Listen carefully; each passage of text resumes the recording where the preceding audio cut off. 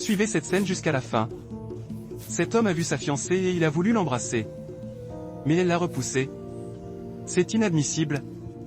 Il est étonné de son comportement. Il l'appelle par son nom et elle lui demande comment il va. Il dit qu'il va bien.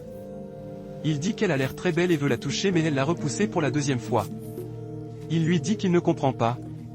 Que pourquoi elle se comporte de la sorte. Elle dit qu'elle a décidé de lui rendre visite pour un problème très particulier. Il dit qu'il est prêt pour affronter n'importe quel problème pour elle. Qu'elle sait très qu'il ne l'a jamais déçue, ni abandonnée. Si c'est un problème d'argent qu'il peut le résoudre.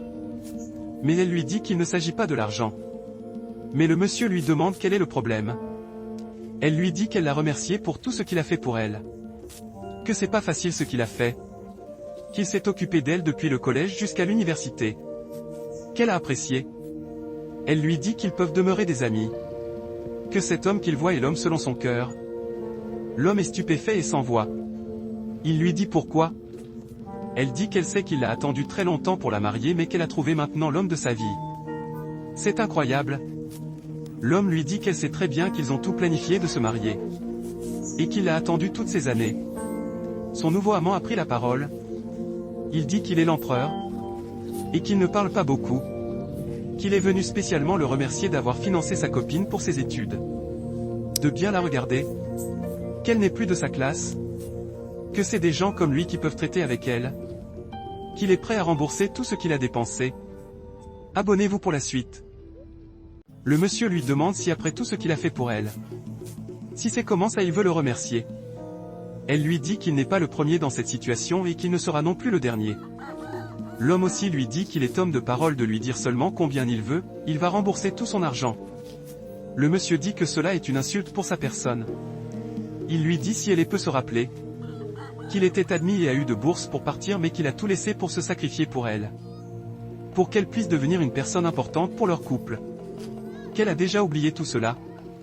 Qu'elle a oublié tout ce sacrifice qu'il a fait. Il dit qu'il n'a rien à dire. Mais Dieu va les juger tous les deux. Elle dit qu'elle n'a pas voulu le blesser. Qu'il n'a qu'à essayer de comprendre. Son amant lui dit de laisser cet homme. Même s'il ne veut pas comprendre. Qu'ils l'ont déjà informé. Et ils se sont en allés. Le monsieur est confus et sans voix. Il est assis et les regarde partir.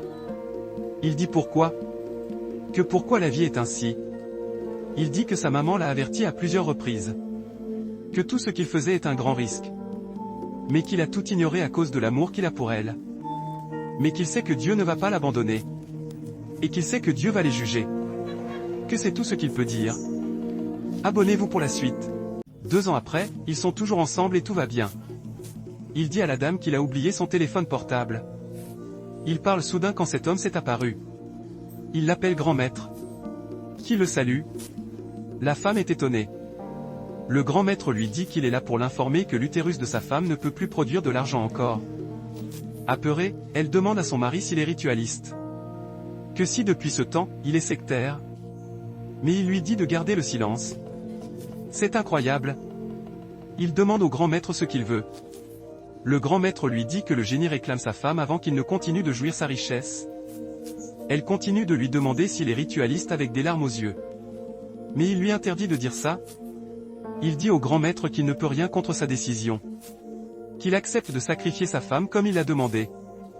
Elle s'est mise à genoux et demande pardon. Qu'elle ne veut pas mourir. Elle demande de l'épargner. Il lui dit que c'est déjà trop tard.